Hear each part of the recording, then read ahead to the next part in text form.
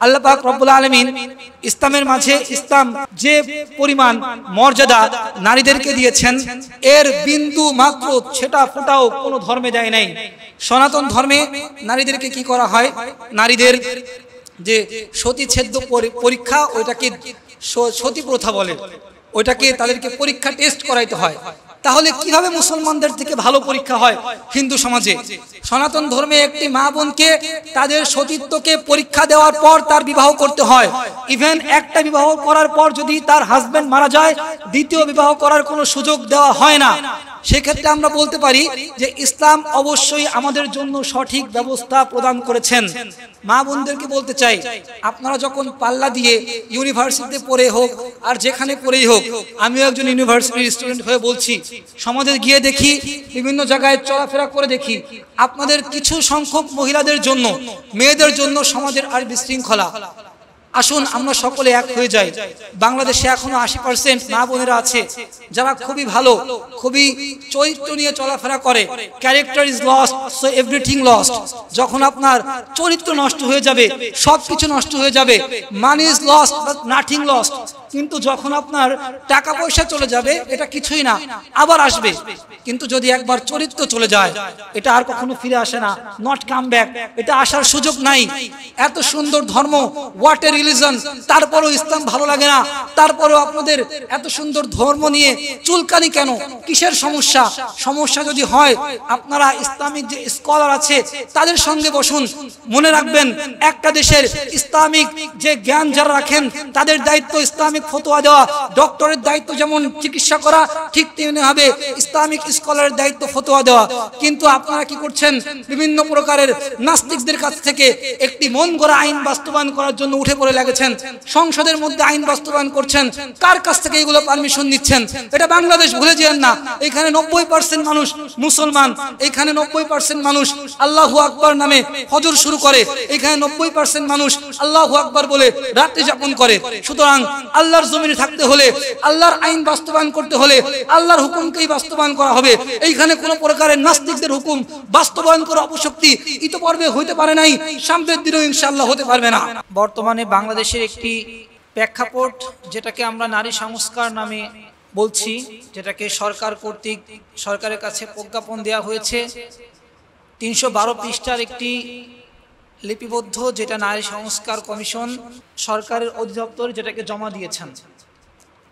আসলে আমরাও চাই সমাজে নারীরা পরিপূর্ণ বৈষম্য থেকে ফিরে আসুক, যেন নারী পুরুষ ইসলামিক রাষ্ট্র অনুযায়ী, কোরআন হাদিস অনুযায়ী নারীর অধিকার নারী পায়, পুরুষের অধিকার পুরুষ পায়, সেই বিষয়ে আমরা সকলেই ঐক্যমত্য।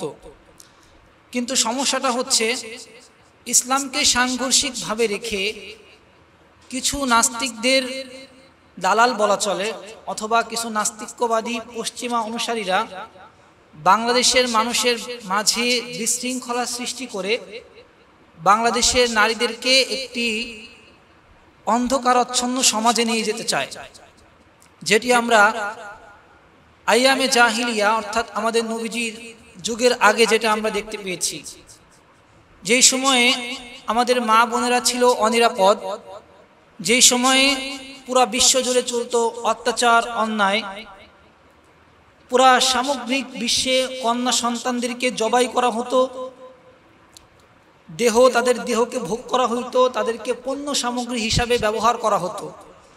বর্তমানের কিছু শিক্ষিত নামক অশিক্ষিত বলা চলে, যারা নিজেকে খুব মহাপণ্ডিত মনে করেন, ভার্সিটির প্রফেসর থেকে শুরু করে, শিক্ষাঙ্গন থেকে শুরু করে বিভিন্ন জায়গায়, যাদের মাঝে ইসলামের আমরা তেমন কোনো ছিটা ফোটাও দেখতে পাই না, অথচ সবসময় তারা সাংঘর্ষিকপূর্ণ কথা বলে থাকে। আল্লাহ পাক রব্বুল আলামিন পবিত্র কুরআনুল কারীমের মাঝে বলছেন, লিযাকারি মিসলু হাযিল উনসাইন। যখন সম্পত্তি বন্টন করা হবে, ওই বন্টনের মাঝে একজন পুরুষ যেই অংশ পাবে, তার যদি কোনো বোন থাকে, দুইজন বোনের সমমান একজন পুরুষ পাবে। কিন্তু আমাদের সরকার থেকে, নারী সংস্কার কমিশন থেকে যে বিষয়টা বলা হচ্ছে যে উভয়ের সম্পত্তির ভাগাভাগ সমান হইতে হবে। বন্টনটা যেন সমান হয়। যদি সেটাই হয় তাহলে কোরআনের সম্পূর্ণভাবে সাংঘর্ষিকপূর্ণ হয়ে যায়। কোরআন এটাকে কখনোই সমর্থন করে না। কোরআন চাচ্ছে যে মৌলিক অধিকার নারীদেরকে বলা হচ্ছে যে তারা নাকি মৌলিক অধিকার পাচ্ছে না, তাদেরকে বিভিন্ন রকমের কুপরামর্শ দিয়ে তাদের কানকে ভারী করা হচ্ছে। নারীদেরকে বোঝানো হচ্ছে যে তাদেরকে পুরুষরা বৈষম্যের মধ্যে রেখেছে। আসলে বিষয়টা এমন নয়। বিষয়টা হচ্ছে যদি আপনি নারীকে সম্পূর্ণভাবে সমান অধিকার দিতে চান তাহলে আপনাকে বন্টনের সিস্টেমে চেঞ্জিং আনতে হবে। কারণ একজন নারী শুধুমাত্র তার বাবার বাড়ির সম্পদ পায় না। একজন নারী যখন বিবাহে লিপিবদ্ধ হয়ে যায় তখন সে স্বামীর অংশীদার পায়। একজন মহিলা যখন তার সন্তান হয়ে যায় সন্তানের থেকে অংশীদারিত্ব আসে, বাবার বাড়ির সম্পত্তি আসে। তাহলে ইসলাম কখনোই মেয়ে বলেন ছেলে বলেন কাউকে ঠকাই নেই। যদি ঠকাইতই তাহলে হিন্দু ধর্মে কিন্তু এমন ছিল, সনাতন ধর্মের নিয়মে, যে মেয়েদেরকে একদম বঞ্চিত করে দেওয়া। সেখানে কিন্তু আমাদের ইসলাম সেটা করেন নাই। কিন্তু আমাদেরকে বোঝানো হচ্ছে, বিভিন্ন মাধ্যম, যোগাযোগ মাধ্যম ব্যবহার করে বোঝানো হচ্ছে যে মেয়েদেরকে বৈষম্য স্বীকার করা হচ্ছে, মেয়েদেরকে ঠকানো হচ্ছে, মেয়েদের সমান অধিকার চাই, মেয়েরা যেন সমান পায়, ছেলেরাও সমান পায়। আপনারা চিন্তা করলে দেখতে পারবেন, একটা সমাজে হোক বা একটা ফ্যামিলিতে হোক, একটা ছেলেই কিন্তু দায়িত্ব নেয়। আপনার ফ্যামিলি চলবে, কি খাবে, তারা কি করবে না করবে, আপনার ওয়াইফ কি করবে, আপনার বাচ্চারা কি করবে, সকল কিছুর দায়িত্ব কিন্তু একটা পুরুষের উপর। তো সেইখানে যদি আপনি ডিভাইডেড করতে চান, সমান মান অধিকার চান, সমমান চাকরি চান, ইন ফিউচার আমরা কি দেখতে পাবো যে ওই মেয়েটা আস্তে আস্তে উশৃঙ্খলতায় পরিণত হবে, সংসারের প্রতি তার অ্যাটেনশন থাকবে না, যেটা আমরা বর্তমান সময়ে উপলব্ধি করতে পারি। বেশিরভাগ ক্ষেত্রে আমরা দেখতে পাই বর্তমান সমাজে অধিকাংশ মহিলারা স্বামীর অবাধ্য হচ্ছে, ফ্যামিলির অবাধ্য হচ্ছে। যার কারণ একটা, তারা নিজেদেরকে মনে করছে তারা নিজের পায়ে দাঁড়াতে সক্ষম, তারা নিজেদেরকে অনেক উচ্চাঙ্গে দেখতে চায়। আমি অবশ্যই মা বোনদেরকে সম্মান করি, আমি না সবাই করি, আমারও বোন আছে, মা আছে, বাট তাদের যতটুকু অধিকার, যতটুকু তাদের জন্য মঙ্গলজনক, অতটুকু তাদের সীমাবদ্ধ থাকা উচিত। কিন্তু তাদেরকে বর্তমান সময়ে বোঝানো হচ্ছে তাদেরকে নাকি ইসলাম মৌলবাদ তন্ত্র, এভাবে বলা হয়, মৌলবাদীরা তাদেরকে সংকীর্ণ করে রেখেছে, মৌলবাদীরা তাদেরকে আটকিয়ে রেখেছে, তাদের অধিকার দিতে চায় না। ওই সমস্ত নাস্তিক, বেঈমান, ওরা আসলেই চায় বাংলাদেশটা যেন ইউরোপ হয়ে যায়, ওরা চায় বাংলাদেশটা যেন হয়ে যায় ইটালি, রোম, ওরা চায় বাংলাদেশটা যেন ক্যামেরুন হয়ে যায়। এই ইহুদিদের পাশ্চাত্য আনার জন্য এরা উঠে পড়ে লেগেছে। দেখতে পারবেন বর্তমান এআই এর জামানা, অনেকে চ্যাট জিপিটি ইউজ করছে, তারপর টিকটক ব্যবহার করছে। এই সমস্ত প্ল্যাটফর্ম ব্যবহার করার ফলে আমাদের সমাজের মানুষের মাঝে একটা হীনমন্যতা কাজ করছে। অনেকেই আমাদের মেধাকে বিকশিত করে ফেলছে। আমরা যে এখন পড়ালেখা করবো, এই একটা পিডিএফ আমার হাতে, এইটার প্রয়োজন হচ্ছে না এখন। অটোমেটিকলি আপনি যখন ইন্টারনেটের মধ্যে সার্চ করবেন, চ্যাট জিপিটি নামক একটা বিষয় আছে, আপনাকে সকল কিছুর সমাধান দিয়ে দিচ্ছে। মানে এটা একটা ইহুদিদের একটা ফ্যাতনা, মানে আমাদের মেধাকে চাপায় রাখা, মুসলমানদেরকে আটকে রেখে। দেখেন বর্তমানে ফিলিস্তিনে যে আক্রমণগুলো চালাচ্ছে ইসরায়েল, যেই ধরনের আক্রমণাত্মক, জেরুজালেম থেকে শুরু করে গাজায় যে সকল আক্রমণ চালিয়েছে, আমরা কিন্তু শুধু আল্লাহর কাছে দোয়া করা ছাড়া কোনো উপায় ছিল না। আর আমরা কি করতেছি, তাদের পণ্যগুলো ব্যবহার করতেছি। তারা যে টিকটক দিচ্ছে, ফেসবুক দিচ্ছে, ইউটিউব, হ্যাঁ আমাদেরও দরকার আছে, আমাদের বয়ানও চলে, বাট আমাদের উচিত আমাদের থেকে কোনো কিছু একটা করা, আমাদের থেকে কোনো কিছু একটা প্ল্যাটফর্ম বের করা। কিন্তু আমরা তাদের ভিতরে ঢুকে আছি, আমাদের মেধাকে দিন দিন তারা একদম ছোট বানায় ফেলতেছে। আজকে আপনার একটা ইমেইলের প্রয়োজন হলে আমরা ওদের ওইটা দিয়ে ইউজ করে ওইটা দিয়ে আমরা ইমেইল বানাচ্ছি। আমাদের যদি আজকে কোনো প্রকারের ধরেন সিভির প্রয়োজন হয়, আমরা এআই ব্যবহার করতেছি। আমাদের কোনো সমাধান হইতে চায়, আমরা এআই এর ব্যবহার নিচ্ছি। এই এআই এর ব্যবহার অনেকটা দাজ্জাল আসার সঙ্গে সাদৃশ্যপূর্ণ। দাজ্জালের কাজটাও কিন্তু এমন হবে, দাজ্জাল যেটা বলবে সেটা হয়ে যাবে, পাওয়ার দিবে আল্লাহ তাদেরকে। তো সেই গণমাধ্যমের মাধ্যমে বর্তমানে আমরা যদি খেয়াল করি, বিভিন্ন প্ল্যাটফর্ম, সোশ্যাল মিডিয়ায় ওই সমাজ ব্যবস্থা চলে এসেছে। বর্তমানে মানুষ এআই ব্যবহার করতেছে, বিভিন্ন প্রকার অ্যাপস ব্যবহার করে ওই ইহুদিদেরকে সহযোগিতা করতেছে। যার একটি পরিক্রমা আমরা দেখতে পাই, বাংলাদেশে নারী সংস্কার কমিশন নামক এক প্রকার নাস্তিকরা বাংলাদেশের এসে বাংলাদেশকে বিভ্রান্ত ফাটল ধরানোর চেষ্টা করছে। ভাইরা আমার, টপিক মাত্র একটা শেষ করলাম, যেখানে আপনাদের সম্পদের বিবরণী দেওয়া হয়েছে। আসলে সম্পদের ক্ষেত্র মিরাস আল্লাহ পাক রব্বুল আলামিনের থেকে নির্ধারিত। এইখানে যদি রাষ্ট্রীয় কোনো আইন বাস্তবায়ন করতে হয়, নারী পুরুষকে সমান অধিকার দিতে হয়, তাহলে আপনারা কি করবেন সেটা আমরা জানি না। আলেম ওলামার পক্ষ থেকে নিশ্চিত ঘোষণা, এইটার বিরুদ্ধে আলেম ওলামা সবসময় ছিল, সামনেও থাকবে, এবং হকের কথা সবসময় আলেম ওলামা বলে যাবে। আজকে প্রত্যেকটি জুম্মার মসজিদে খুতবা দেওয়ার কথা আছে এই নারী সংস্কার কমিশন নিয়ে। কারণ আপনাদের মনের মাধ্যমেও আপনাদের মনেও একটা ধারণা হতে পারে যে মনে হয় আমাদের কন্যাদেরকে বা আমাদের সমাজের মেয়েদেরকে ইসলাম ঠকাচ্ছে বা হুজুররা ভুলভাল বলতেছে। এখানে আমি সকল প্রকারের প্রমাণ সহকারে বসেছি। ইনশাআল্লাহ সকল প্রকারের প্রমাণ আপনাদের সামনে উপস্থাপন করার চেষ্টা করব। তো আমরা সম্পদের বিষয় গেলাম। 2 নম্বর একটি প্রতিবেদন তারা যে উপস্থাপন করেছে নারী সংস্কার যে কমিশন, তারা বলতেছে কি, জন্ম মৃত্যু বিবাহ যাই হোক না কেন এটাকে সংস্কার করতে হবে, অনলাইন প্ল্যাটফর্মে আনতে হবে, যাতে একজন পুরুষ একের বেশি বিবাহ করতে না পারে। এখন আমার কথা হচ্ছে, বুঝলাম বিবাহ করা যদি তাদের মধ্যে এমন হয় একের বেশি বিবাহ করা যাবে না, ইনকেস ধরেন আপনি বিবাহ করার পরে আপনার ওয়াইফ কোনো কারণে মারা গেল, অথবা সদ্য বিবাহ করার পরে কোনো একটা মেয়ের হাজবেন্ড মারা গেল, তখন ওই ছেলে বা মেয়ের কি হবে? সনাতন ধর্মে, হিন্দু ধর্মে, খ্রিস্টান ধর্মে কিন্তু সনাতন ধর্মে একদম ক্লিয়ার যে একটা বিবাহের বেশি করা যাবে না। এই জন্য দেখা যায় অনেক মেয়ে তাদের বিয়ের পরে হাজবেন্ড মারা গেলে তারা দ্বিতীয় বিয়ে করার কোনো সুযোগ পায় না। তো এই ক্ষেত্রে দেখেন ইসলাম কিন্তু সুস্পষ্ট সমাধান দিচ্ছে। ইসলাম আপনাকে বলছে না 4টা বিয়ে আপনাকে করতেই হবে। হ্যাঁ, তবে কখন বলছে? যখন আপনার কাছে পরিপূর্ণ অর্থ আছে, সম্পদ আছে, ন্যায় বিচার করার অধিকার আছে, আপনি 4 বউয়ের মাঝে সমতা, 4 বউকে সমমান বন্টন করার অধিকার রাখেন, যখন আপনি সমাজের সবকিছু আইন কানুন শৃঙ্খলা আপনার বউদের, আপনার যে ওয়াইফ থাকবে তাদের মাঝে যদি আপনি সম্পূর্ণ ন্যায় প্রতিষ্ঠা করতে পারেন, সেক্ষেত্রে ইসলাম আপনাকে অধিকার দিয়েছে। কিন্তু নারী সংস্কার যে পরিষদ বলতেছে যে একটার বেশি বিবাহ করা যাবে না, এইটা পরিপূর্ণ কুরআনের আয়াতের বিরোধী, কুরআন বিরোধী।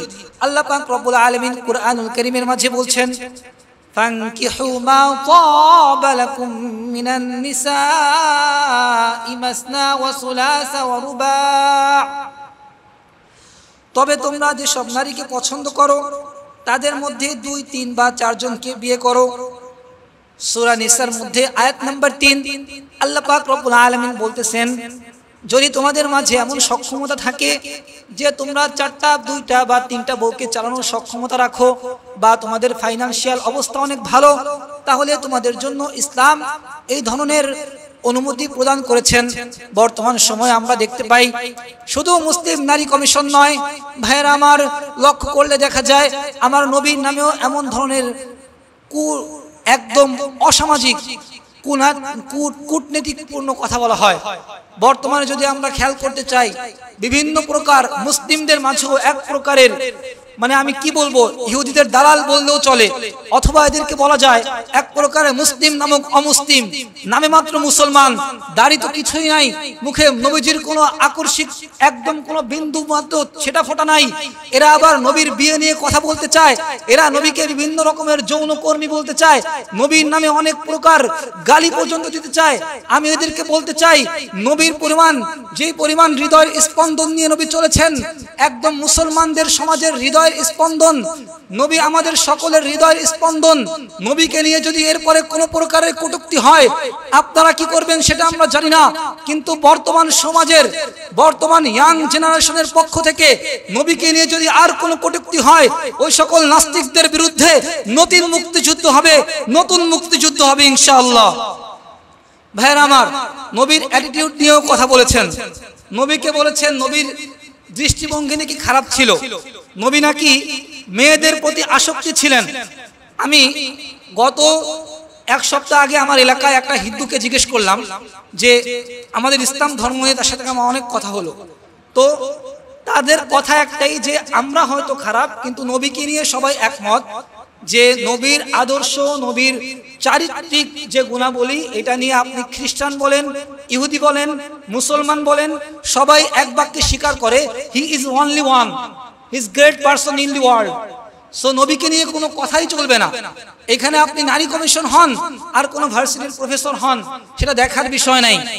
সো নবীকে নিয়ে যেই কথা বলবেন, আমরা 18 কোটি মুসলমান, এই দেশে 95% মুসলমান বসবাস করে। সো মুসলমানের দায়িত্ব যে নবীকে নিয়ে কথা বললে রাজপথ হোক, যেখানেই হোক, প্রতিবাদ গড়ে তোলা। এই ধরনের কথা আমরা সামনের দিনে শুনতে চাই না। মৌলবাদ বলেন আর যেবাদী বলেন, আপনারা যা খুশি তা বলেন, বাট নবীকে নিয়ে এমন কোনো কথা আমরা যেন সামনের দিনে আর না শুনতে পাই। এই বিষয়ে আমরা নারী সংস্কার কমিশন থেকে শুরু করে সকলকে একদম কঠিনভাবে বলতে চাই। ভাইরা আমার, যে বিষয় ছিলাম, অ্যাটিটিউড নিয়েও কথা হয়েছে, অথচ আপনারা দেখেন হোয়াট এ রিলিজন, এই ধর্ম নিয়ে কারো কোনো প্রশ্ন আছে? ইসলাম ধর্ম খারাপ নাকি ভালো? ইসলাম ধর্ম কি কোনো প্রকারের খারাপ কোনো পরামর্শ দিয়েছে? কখনোই দেয় নাই, সামনের দিনেও দিবে না। তার প্রত্যেকটা পয়েন্ট আমি আপনাদেরকে বুঝিয়ে দিয়ে যাব। প্রথমে এসেছে সম্পদ।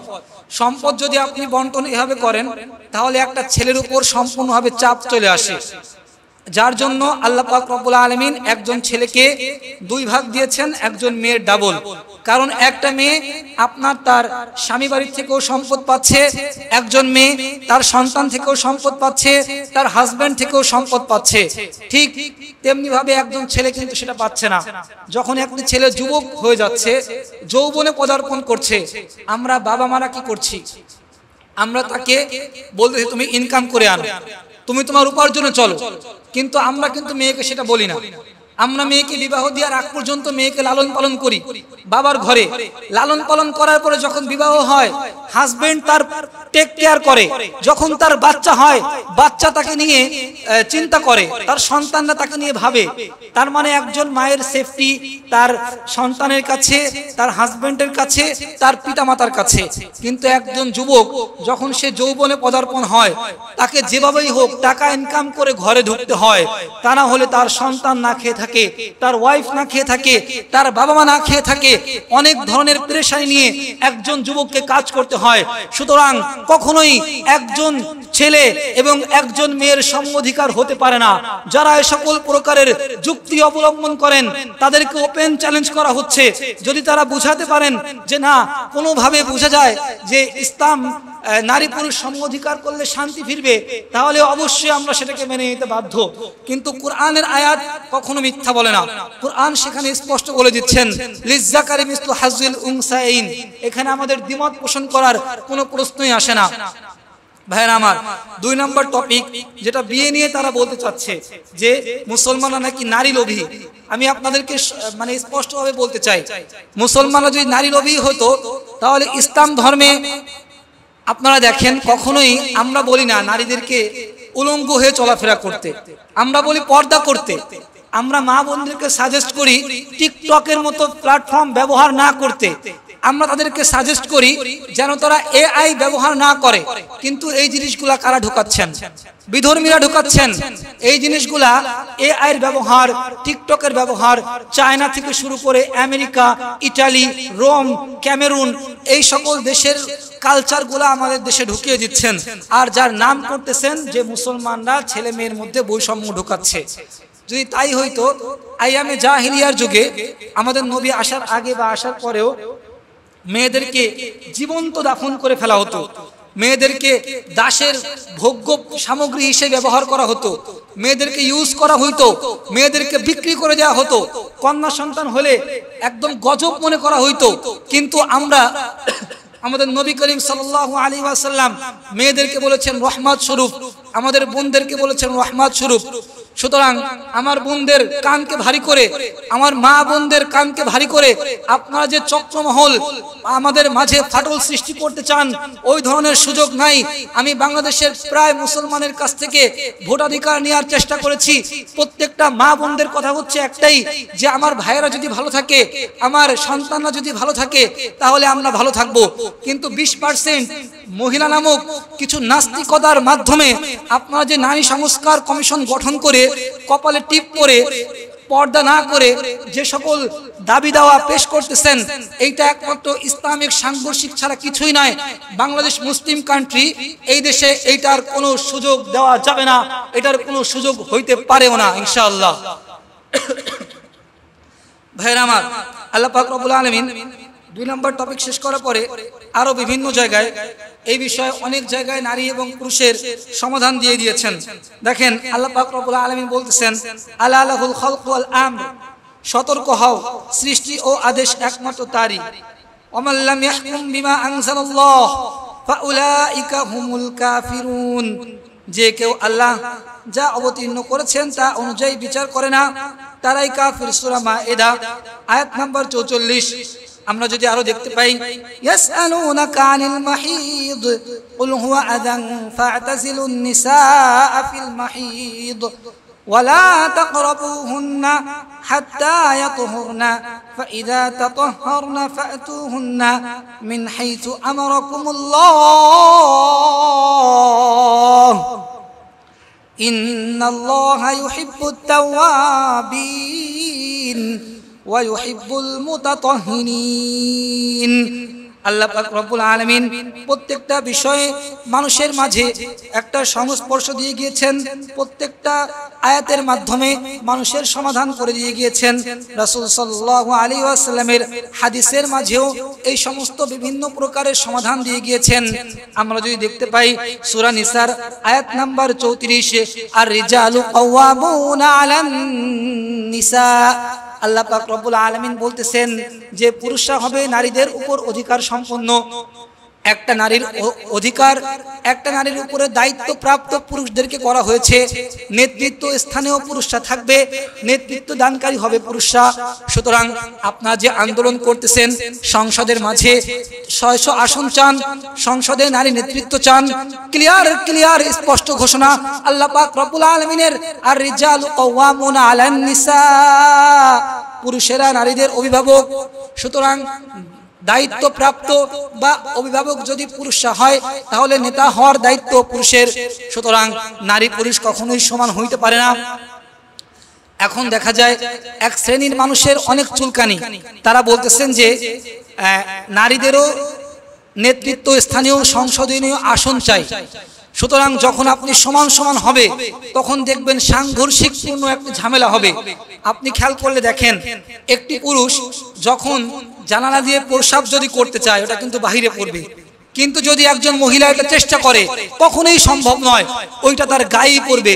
সুতরাং মেয়ে এবং ছেলে সর্বক্ষেত্রে সমান অধিকার চাওয়া নির্লজ্জ এবং বোকামির শামিল। যেটা যার জন্য যেমন প্রযোজ্য, সেটাকে তার জন্য সেভাবে করতে হবে। যুয়িনা লিন-নাসি হুব্বুশ শাহাওয়াত মিনান নিসাই ওয়াল বানিন, আল্লাহ পাক রব্বুল আলামিন মেয়েদেরকে আকর্ষণীয় করে সৃষ্টি করেছেন। এই আকর্ষণগুলা যদি আমরা সমাজে ছিটিয়ে দেই, যদি আমরা সমাজের মাঝে এই আকর্ষণগুলাকে সমভাবে ছিটিয়ে দেই, সমভাবে তাদের সাথে একসঙ্গে কাজ করার মানে সুযোগ করে দেই, তাহলে এখান থেকে বিভিন্ন রকমের ফিতনা ছড়ানোর আশঙ্কা আছে। আমরা এখনই দেখতে পাই ফেসবুক, ইউটিউব ব্যবহার করে অনেক রকমের অশালীন, অনেক রকমের অসামাজিক ব্যবস্থা আমাদের সমাজে গড়ে উঠেছে। আমি বলতে চাই, ইসলাম has have given the biggest status to human and woman. আল্লাহ পাক রব্বুল আলামিন ইসলামের মাঝে, ইসলাম যে পরিমাণ মর্যাদা নারীদেরকে দিয়েছেন, এর বিন্দু মাত্র ছেটা ফোটাও কোনো ধর্মে দেয় নাই। সনাতন ধর্মে নারীদেরকে কি করা হয়, নারীদের যে সতীচ্ছেদ্য পরীক্ষা, ওইটাকে সতী প্রথা বলে, ওইটাকে তাদেরকে পরীক্ষা টেস্ট করাইতে হয়। তাহলে কিভাবে মুসলমানদের থেকে ভালো পরীক্ষা হয় হিন্দু সমাজে? সনাতন ধর্মে একটি মা বোনকে তাদের সতীত্বকে পরীক্ষা দেওয়ার পর তার বিবাহ করতে হয়। ইভেন একটা বিবাহ করার পর যদি তার হাজবেন্ড মারা যায়, দ্বিতীয় বিবাহ করার কোনো সুযোগ দেওয়া হয় না। সেক্ষেত্রে আমরা বলতে পারি যে ইসলাম অবশ্যই আমাদের জন্য সঠিক ব্যবস্থা প্রদান করেছেন। মা বোনদেরকে বলতে চাই, আপনারা যখন পাল্লা দিয়ে ইউনিভার্সিটিতে পড়ে হোক আর যেখানে পড়েই হোক, আমিও একজন ইউনিভার্সিটির স্টুডেন্ট হয়ে বলছি, সমাজে গিয়ে দেখি, বিভিন্ন জায়গায় চলাফেরা করে দেখি, আপনাদের কিছু সংখ্যক মহিলাদের জন্য, মেয়েদের জন্য সমাজের আর বিশৃঙ্খলা। আসুন আমরা সকলে এক হয়ে যাই। বাংলাদেশে এখনো 80% মা বোনেরা আছে যারা খুবই ভালো, খুবই চরিত্র নিয়ে চলাফেরা করে। Character is lost, so everything lost. যখন আপনার চরিত্র নষ্ট হয়ে যাবে, সবকিছু নষ্ট হয়ে যাবে। Money is lost but nothing lost. কিন্তু যখন আপনার টাকা পয়সা চলে যাবে, এটা কিছুই না, আবার আসবে। কিন্তু যদি একবার চরিত্র চলে যায়, এটা আর কখনো ফিরে আসে না, নট কাম ব্যাক। এটা আসার সুযোগ নাই। এত সুন্দর ধর্ম, হোয়াট এ রিলিজন, তারপরও ইসলাম ভালো লাগে না। তারপরও আপনাদের এত সুন্দর ধর্ম নিয়ে চুলকানি কেন? কিসের সমস্যা? সমস্যা যদি হয়, আপনারা ইসলামিক যে স্কলার আছে তাদের সঙ্গে বসুন। মনে রাখবেন, একটা দেশের ইসলামিক যে জ্ঞান যারা রাখেন, তাদের দায়িত্ব ইসলামিক ফতোয়া দেওয়া। ডক্টরের দায়িত্ব যেমন চিকিৎসা করা, ঠিক তেমনি হবে ইসলামিক স্কলারের দায়িত্ব ফতোয়া দেওয়া। কিন্তু আপনারা কি করছেন? বিভিন্ন প্রকারের নাস্তিকদের কাছ থেকে একটি মন গড়া আইন বাস্তবায়ন করার জন্য উঠে পড়ে লেগেছেন। সংসদের মধ্যে আইন বাস্তবায়ন করছেন। কার কাছ থেকে এগুলো পারমিশন নিচ্ছেন?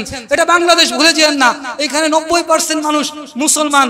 এখানে 90% মানুষ আল্লাহু আকবার নামে ফজর শুরু করে। এখানে 90% মানুষ আল্লাহু আকবার বলে রাত্রি যাপন করে। সুতরাং আল্লাহর জমিনে থাকতে হলে, আল্লাহর আইন বাস্তবায়ন করতে হলে আল্লাহর হুকুমকেই বাস্তবায়ন করা হবে। এইখানে কোনো প্রকারের নাস্তিকদের হুকুম বাস্তবায়ন করা অপশক্তি ইতোপূর্বে হইতে পারে নাই, সামনের দিনেও ইনশাআল্লাহ হতে পারবে না। আমাদের নারী সংস্কার যে কমিশন, সেখান থেকে আরেকটি বিষয় উপস্থাপন করা হয়েছে, যেটি শুনে আমি খুবই অবাক বা হতভাগ। তারা বলেছে যৌনকর্মী যারা, তাদেরকে স্বীকৃতি দিতে, যেটা আমাদের আওয়ামী সরকার থাকতে যেটাকে বিলুপ্ত করা হয়। টাঙ্গাইলে যেটা অবস্থান, আমি আসলে ওইখানে যাওয়ার পরে সফর করার ফলে যেটাকে দেখেছি, এটাকে ভেঙে ফেলা হয়েছিল, ওইটাকে তারা আবার পুনর্নির্মিত করতে চায়। তারা চায় এই দেশে আবার যেন জেনা বেবিচার সুন্দর মতো হতে পারে। এদেশের মানুষ যেন ইউরোপের মতো ছোট ছোট ড্রেস পরে হাঁটাচলা করতে পারে। বাক স্বাধীনতা বলতে তারা বুঝিয়েছে মেয়েরা তাদের মন মতো চলতে পারবে, মেয়েরা ছেলেরা সবকিছু করতে পারবে। এরপর যখন ধর্ষণ হবে, তখন দোষ হবে যে একটা ছেলে কেন ধর্ষণ করেছে। আজকাল দেখেন আমাদের মেন্টালিটি কতটা সিক। আজকে বিয়ের পরে স্বামীকে বলা হচ্ছে স্বামী রেপিস্ট, স্বামী নাকি ধর্ষণ করে। আজব এক দেশে বাস করি আমরা।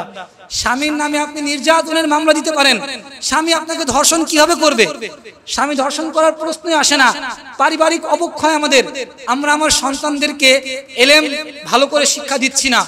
আমরা আমাদের সন্তানদেরকে ইসলাম সম্পর্কে আইডিয়া দিচ্ছি না। আমাদের নলেজ পাওয়ার একদম ক্ষুদ্র।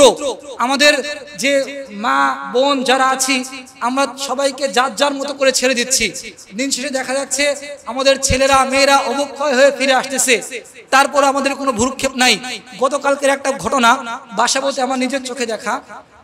আপনার অনেক বড় লোক, মানে তার মা মারা গেছে, বাসা বলে স্থানীয়। তারা 3টা ছেলে, একটা ছেলেও আসে নাই দাফন কাফন করার জন্য। একটা টাকা দেয় নাই। আমার কাছে ফোন আসছে, পরে আমি 3000 টাকা দিয়েছি এবং আরেকজন টাকা দিয়ে তাদের দাফন কাফন করা হয়। এত বড় লোক হওয়ার পরেও তার দাফন করার মতো একটা ছেলে একটা মেয়ে আসে নাই। কি হবে আপনারা তো টাকা দিয়ে? কি হবে আপনারা তো খেতে দিয়ে? আপনার ঘরের সিস্টেম সুন্দর নাই। আপনি উঠে পড়ে লেগে আছেন আপনার ছেলেকে ইঞ্জিনিয়ার বানাইতে, ডক্টর বানাইতে। অবশ্যই বানান, আমিও সাপোর্ট করি। বাট যতটুকু ধর্মীয় শিক্ষা দেওয়া আপনার দায়িত্ব, অতটুকু দেন।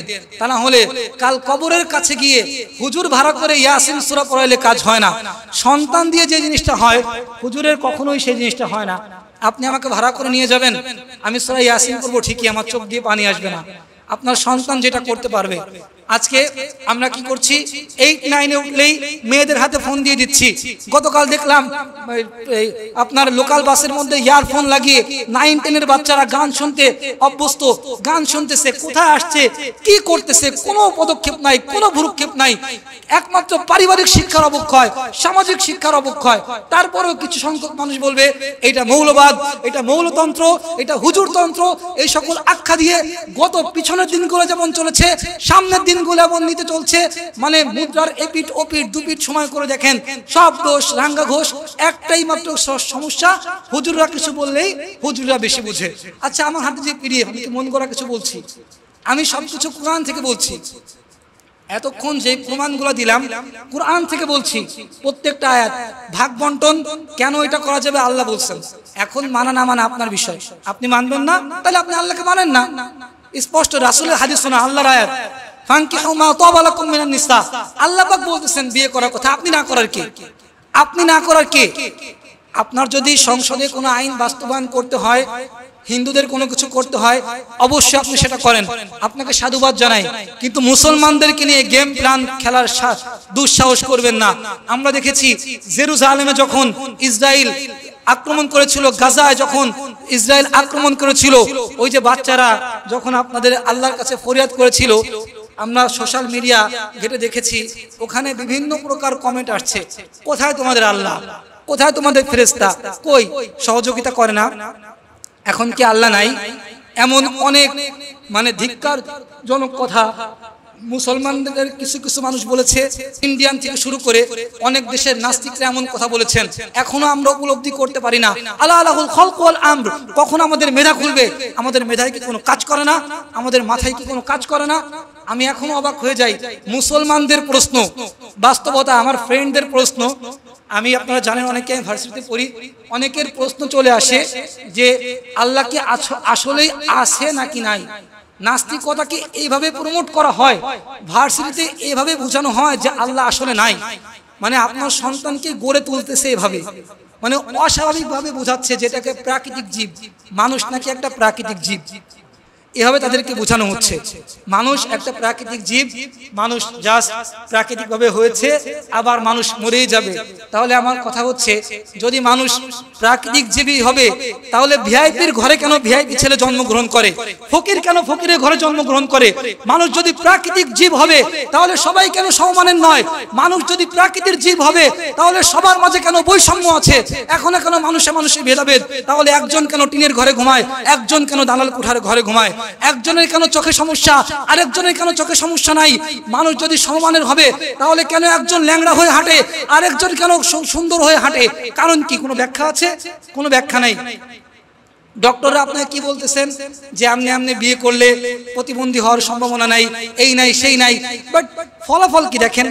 আপনারা যারা মেনটেন করতেছে, আপনি দেখবেন আমার এলাকায় বেশিরভাগ পুলিশের ছেলে, সত্যি বাস্তবতা হলেও সত্যি, পুলিশের ছেলে বেশিরভাগ মানুষ হয় না, বেশিরভাগ হয় না, হয় না বলবো না, ওই যে লানত আল্লাহ পাক রব্বুল আলামিন থেকে বা মানুষের গালি অ্যাটাচ করে মানুষের বুকে, অটোমেটিকলি লেগে যায়।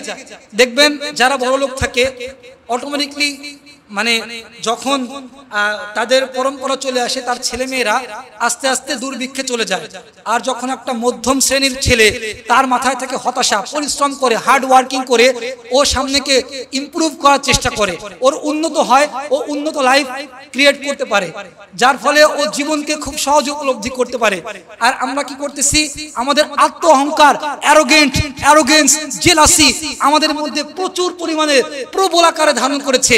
একটা গাড়ির মালিক হওয়ার পরে মানে মানুষকে মানুষই মনে হয় না, দরজা খুলে কেউ ভিক্ষা চাইলে দূর দূর করে তাড়িয়ে দেওয়া হয়। এই সর এখান থেকে, মানে কিসের এত আত্ম অহংকার, অ্যারোগেন্টে আমাদের পুরা দেহ কেমন যেন জর্জরিত।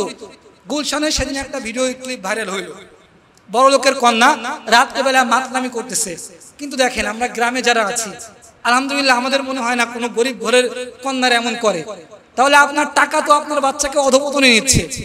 মানে আমি যদি ইসলামকে নাও মানি, আমার কন্যা রাতে মাতলামো করতেছে, আমার মেয়ে রাতে এদিক ওদিক চলে যাচ্ছে, একটা ভালো কথা বললেও গায়ে চুলকানি, খারাপ কথা বললেও গায়ে চুলকানি। মানে এই দেশে কি মানে মুসলমান ইসলামদের কোনো অধিকার নাই? এই দেশে কি মানে ভদ্রতার কোনো দাম নাই? হাত সবার আছে, হাত ইউজ করলে সবাই ইউজ করতে পারে, বাট এরা বারবার মনে করে মুসলমানরা হুজুররা মনে হয় দুর্বল। বাট আমি আবারও মনে করা দিতে চাই, রাসূলের আদর্শ কখনো এমন নয়। What an attitude! আমার রাসূল ছিল সর্বোৎকৃষ্ট আদর্শের অধিকারী। সুতরাং এই গেম চেঞ্জার এইগুলা নিয়ে খেলতে আসবেন না। এইগুলা নিয়ে খেললে আপনাদেরই ভয়াবহতা, দুর্দিনতা সামনের দিনে খুব ভয়ঙ্কর হবে।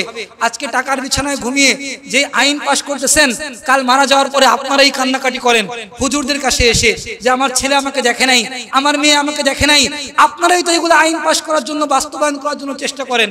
সুতরাং আপনাদেরকে বলতে চাই, সমাজে যারা আছেন সকলের দায়িত্ব, সমাজে যারা আছেন উচ্চ পর্যায়ে, যারা মেম্বার, যারা চেয়ারম্যান, যারা পার্লামেন্ট মেম্বার, যারা সমাজের দায়িত্বে আছেন, সকলে একটা একটা দায়িত্ব আছে আপনার সমাজকে আপনার ঠিক রাখা। আপনি যদি না রাখতে পারেন, কাল কিয়ামতের ময়দানে আপনাকে আল্লাহর সামনে দণ্ডায়মান হতে হবে। ইন্নাল্লাহা ইয়া'মুরু বিল আদলি ওয়াল ইহসান, বিচার হবে ন্যায়পরায়ণতার মাধ্যমে। বিচারের কাঠগড়তায় কোনো প্রকারের মায়া মমতা কাজ করা যাবে না। যদি কাজ করান, মনে রাখবেন মৃত্যু আপনাকে ধরবেই। 50 বছরের পরে আপনার পায়ে কাজ করবে না, গ্যারান্টি।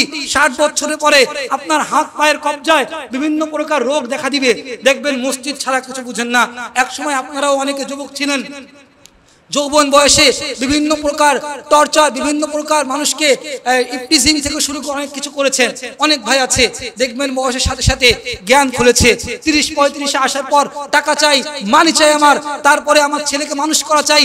40 বছরের পর আমার মেধায় চলে আসলো, এখন আমার সন্তান চাই না, আমার কিছুই চাই না, আল্লাহর কাছে যাইতে হবে আমাকে। তখন কি করলাম? মসজিদে যাই, আল্লাহ আমাকে মাফ করে দাও। হ্যাঁ, হতাশ হওয়া যাবে না। আল্লাহ পাক রব্বুল আলামিন আপনাকে যে কোনো সময় মাফ করতে পারেন, কিন্তু আমরা আসলে করতেছিটা কি? রাত্রে কি বিছানায় কখনো বালিশ দিয়ে ঘুমাই দেখি? কি করতেছি? আল্লামা দেলোয়ার হোসেন সাঈদীকে যখন আপনার জেলে আবদ্ধ করে রাখা হয়েছিল, আমার বাড়ি কিন্তু গোপালগঞ্জ, আওয়ামী লীগের এলাকায়, কিন্তু বাস্তবতা বলতে হবে, সত্যি কথা বলতে হবে। আমরা কিন্তু কোনো প্রকার রাজনীতির সাথে ইনভলভ না, বাট ওই সময় আমি দেখেছি আমার এলাকার মানুষের মধ্যে নদীর পাড়ে এসে বলেছে যে হাসিনা এই কাজগুলা ঠিক করতেছে না, সাঈদীর মতো মানুষকে আটকায় রাখছে, কিন্তু সামনে এসে বলার মতো ক্ষমতা তার নাই। তার মানে প্রত্যেকটা মানুষ রাতে ঘুমানোর সময় ঠিকই চিন্তা করে সাঈদী একজন ভালো মানুষ, কিন্তু কখনোই সামনে এসে অস্বীকৃতি জানায়, সামনে এসে বলার মতো হাড়, সামনে এসে বলার মতো কলিজা কোনো ছেলের মাধ্যমে এখনো দেখতে পাই নাই। এই ভীরু কলিজা নিয়ে বেঁচে থাকার থেকে না থাকা ভালো। লাগলে বলে যাবেন আজ থেকে 5 বছর পর তো এমনিই মরে যাইতে হবে, এই জীবন দিয়ে কি করবেন? যদি বিলাইয়ের মতো বাঁচতে হয়, বাঁচতে হইলে সিংহের মতো বাঁচবেন। 1 সেকেন্ডও ভীরু কাপুরুষের মতো বেঁচে থাকার কোনো অধিকার নাই, সবাইকে চলে যাইতে হবে। ফিরাউন থাকতে পারে নাই, ফাকাল আনা রাব্বুকুমুল আ'লা, যার ছিল এত অহংকার সেই থাকতে পারে নাই। আমি আপনি তো সামান্য মাত্র। এত অহংকারী যে হাসিনা ছিল, সে কি এখন আছে? নাই। এই মানুষ চেঞ্জিং আসবে, দেখবেন আবার চেঞ্জ আসবে। মানুষের ভবিষ্যৎ, এখন যারা ক্ষমতা আসবে তারাও যদি চিন্তা করে না আমরা সারা জীবন থাকবো, এটাও তাদের ভুল। সুতরাং আমি সকলকে বলতে চাই, সমাধানে আসুন, ইসলামিক দেশে ইসলাম অনুযায়ী জীবন চালান। যেই টপিকে ছিলাম, যৌনকর্মী যে আশ্রয় দেওয়ার চেষ্টা করতেছেন, গতকাল টকশোতেও দেখতে পারলাম। আমরা ছোট মানুষ, অত দূরে যাওয়ার সুযোগ নাই, কিন্তু গতকাল টকশোতেও দেখতে পারলাম অনেক ভার্সিটির প্রফেসর থেকে শুরু করে অনেক শিক্ষিকা যারা, তারা বলতেছেন নারীদের নাকি সম অধিকার হয় না, নারীরা চাকরি পায় না। আপনারাই সাক্ষী, যখন একজন নারী দেখবেন একজন স্বামীর থেকে উচ্চমানের বেতন পায়, ঘরে আসার পরে তার ভাব থাকে অন্যরকম। সে কাজ তো করতেই চায় না, শ্বশুর শাশুড়ির মূল্যায়ন তো করতেই চায় না, স্বামীকে উল্টো 4টা ঝাড়ি মারতে পারলে বাঁচে। ইভেন বর্তমান সময়ে ডিভোর্সের হার অনেক বাড়ছে এই সমস্যাগুলোর কারণে। বাট মা বোনদেরকে আরেকটা বিষয় আমাদের সমাজে প্রচলিত, যেটা আমাদের ছেলেদেরও সমস্যা আছে, শুধুমাত্র মেয়েদের দোষ দিলে লাভ হবে না। ইয়াং জেনারেশনের মধ্যে যে বিষয়টা খুব বেশি দেখা যায়, আমরা ইপটিজিংয়ে ইনভলভ, আমরা টিচ করছি, আমরা ভার্সিটি হোক, আমরা বাহিরে হোক, আমরা স্কুল কলেজের সামনে গিয়ে বিভিন্ন প্রকার মেয়েদেরকে টিচ করছি। একটা মেয়ে কিন্তু একা একা কখনো খারাপ হয় না, তাকে খারাপ বানানোর জন্য একটা ছেলেই ওই পথে নিয়ে যায়। সুতরাং আপনারাও সঠিক পথে আসুন। আপনারও মা আছে, আপনারও বোন আছে। একটা মেয়ে কখনো আগ বাড়িয়ে একটা ছেলেকে কুপ্রস্তাব দেয় না, একটা ছেলেই একটা মেয়েকে কুপ্রস্তাব দেয়। সরল মনা মেয়েদেরকে নিয়ে আমরা যেন না খেলি। আমরা চাই ইসলাম আসুক, আমাদের মা বোনেরা হেফাজত থাকুক, স্বর্ণলঙ্কার ভাবে আমাদের মা বোনেরা এই জীবন পরিচালিত করুক। যুইয়িনা লিন-নাসি হুব্বুশ শাহওয়াত, আমাদের কামনা বাসনায় যেন আমাদের নারী ভোগের আসক্তি আমাদেরকে গ্রাস না করে ফেলে। সুতরাং যৌনকর্মী নামক যেই আপনারা করতে চাচ্ছেন, এটা করলে আমাদের সমাজটা একে তো বিশৃঙ্খলা ভরে যাবে। অলরেডি বিশৃঙ্খলা দেখাই যায়। টিএসসির মোড়ে দেখা গেলে, বেইলি রোডে আমি থাকি, আমার বাসা হচ্ছে মালিবাগে, বেইলি রোডে দেখা যায় অনেক মেয়েরা ওপেন সিগারেট খাচ্ছে। এখনই ওপেন সিগারেট খায়। টিএসসির মোড়ে আন্দোলন চলে। এর মধ্যে যদি লাইসেন্স দেন এইটার, তাহলে ইউরোপ আর বাংলাদেশের মধ্যে কোনো পার্থক্য নাই। ক্যামেরুন যেমন হয়েছে, কি বলে এখন বলতে হয়, ওই যে এখনই তো আছে বোরকাগুলা যে স্টাইল, ওয়াও, সেই স্টাইল, বোরকাগুলা টাইট ফিটিং বর্তমান সময়। কিন্তু আমার মাকে আমি দেখছি এরকম বোরকা পরেন নাই। তার আগে যদি বলি, আমার নানিদের আমলে ছিল খোলামেলা বোরকা। তারা কি বাঁচে নাই? তাদেরকে চেহারা অসুন্দর ছিল, তারাও বাঁচছে, আপনারাও বাঁচবেন। আমার বাপের কথাই বলি, মোবাইলে তো বুঝতো না, আমরা চালাচ্ছি, ঠিক আছে। আমাদের তো মেধাকে সংকীর্ণ করে ফেলছে। আজকে কেউ বই দেখতেছে না, এআই ব্যবহার করতেছে, চ্যাট জিপিটি ইউজ করতেছে। আর অনেকের ধারণা হচ্ছে এমন যে হুজুর হলেই তার জ্ঞান নাই, হুজুর হলেই সে কিছু জানে না। এই ধরনের মতবাদ থেকে, এই ধরনের কুসংস্কার থেকে আপনাদের মাথাকে একটু ইনপুট করার, আউটপুট ইনপুট দুই সাইড থেকে চিন্তা করেন। প্রত্যেক সাইডে ভালো এবং মন্দ সবকিছুই আছে। সুতরাং আমাদের সকলকে নারী সংস্কার নামক যে সকল জুলুম আমাদের মেয়েদের কাছে চাপায় দেওয়া হচ্ছে, এটা একমাত্র নিতান্ত বোকামি ছাড়া কিছুই নয়। মেয়েদের কাছে যে সকল বিষয় উপস্থাপন করা হচ্ছে, মা বোনদেরকে বোঝানো হচ্ছে তোমরা চাকরি পাবা না, তোমাদেরকে তারা বৈষম্যর মাঝে রেখেছে। আসলে বিষয়টা এমন নয়। আপনারা ইসলামকে নিয়ে রিসার্চ করবেন। এখন অনেক সুন্দর সুন্দর বাংলা কিতাব পাওয়া যায়, বই পাওয়া যায়। শামাইলে তিরমিজি পড়বেন। এসো যে সকল যে ফুলের খুশবুতে গন্ধ ছড়ায়, নবীজির জীবনী পড়বেন, ভালো ভালো বই পড়বেন। এই সমস্ত নাস্তিকতার এআই ব্যবহার করার ফলে এর মধ্যে বিভিন্ন প্রকার ইহুদিদের অনেক কিছু ঢুকিয়ে দেয়, যার মাধ্যমে আমাদের মনের মধ্যে প্রশ্ন জাগে। এইগুলা বই কিনবেন না, দেখবেন বাজার থেকে তাকি উসমানী সাহেবের, তারেক জামিল সাহেবের থেকে শুরু করে অনেক ভালো মানের মুসলিম স্কলারদের বই আছে, ওই বইগুলো পড়ার চেষ্টা করবেন। সুতরাং আমাদের মাঝে যে সকল ফিতনা ছড়ায় দেওয়ার চেষ্টা করতেছে, সেগুলো থেকে আমরা যেন বিরত থাকি। আল্লাহ পাক রব্বুল আলামিনের একটা আয়াত আপনাদেরকে সর্বশেষ স্মরণ করে দিতে চাই। আয-যানিয়াতু ওয়াজ-যানি ফাজলিদু কুল্লা ওয়াহিদিন মিনহুমা মিআতা জালদা ওয়া লা তাখুযকুম বিহিমা রাফাতুন ফি দীনিল্লাহ ইন কুনতুম তু'মিনুনা বিল্লাহি ওয়াল ইয়াউমিল আখির وليشهد عذابهما طائفة من المؤمنين। আল্লাহ পাক রব্বুল আলামিন পবিত্র কুরআনুল কারীমের মাঝে সূরা নূরের 2 নম্বর আয়াতে ইরশাদ করেন, যখন কোনো ব্যভিচার পুরুষ এবং মহিলা জিনায় লিপ্ত হয়ে যায়, তখন তাদেরকে 100টি বেত্রাঘাত করা হবে। আর যদি পুরুষ এবং মহিলাটি বিবাহিত হয়, তাহলে তাকে পাথর নিক্ষেপ করে মেরে ফেলা হবে। সুতরাং বুঝতেই পারতেছেন কত বড় ভয়ঙ্কর শাস্তির কথা আল্লাহ পাক বলেছেন। আর এদের শাস্তি দেওয়ার ক্ষেত্রে যেন আমাদের মনের মাঝে কোনো প্রকারের মায়া না আসে, আমাদেরকে যেন মায়া আচ্ছন্ন না করে, সেটা হোক আমার ছেলে, হোক আমার মেয়ে। যদি এইটাকে আপনি কালপন্ন করেন, তাহলে কাল কিয়ামতের ময়দানে আপনার এই জবাবদিহিতার মাধ্যমেই দণ্ডায়মান পারাপার হইতে হবে। সুতরাং জিনার যে হুকুম আমরা বুঝতে পারলাম, আল্লাহ পাক রব্বুল আলামিন আমাদের সকলকে যতটুকু বোঝাতে সক্ষম হয়েছি, নারী পুরুষ যে সমান অধিকার সম্ভব নয়, বরং মৌলিক অধিকার সম্ভব। আমি আবারও বলি, নারীদের ন্যায় অধিকার দেওয়া সম্ভব, কিন্তু সম অধিকার সম্ভব নয়। নারীরা যেন তাদের ন্যায় অধিকার পায়, বাট সম অধিকার চাইলে কোরআনে সাংঘর্ষিক হয়। আমাদের মা বোনদেরকে বলছি, তারা যেন ইসলামকে বুঝে কোনটা সম অধিকার, কোনটা ন্যায় অধিকার, কোনটা ইসলামিক অধিকার, এটা বুঝে জীবন পরিচালনা করতে পারেন। আল্লাহ পাক রব্বুল আলামিন আমাদের সকলকে ইসলাম বুঝে, আল্লাহ পাক রব্বুল আলামিনের কুরআন বুঝে জীবন পরিচালনা করার তৌফিক দান করুন। ওয়া আখিরু দাওয়ানা আলহামদুলিল্লাহি রাব্বিল আলামিন।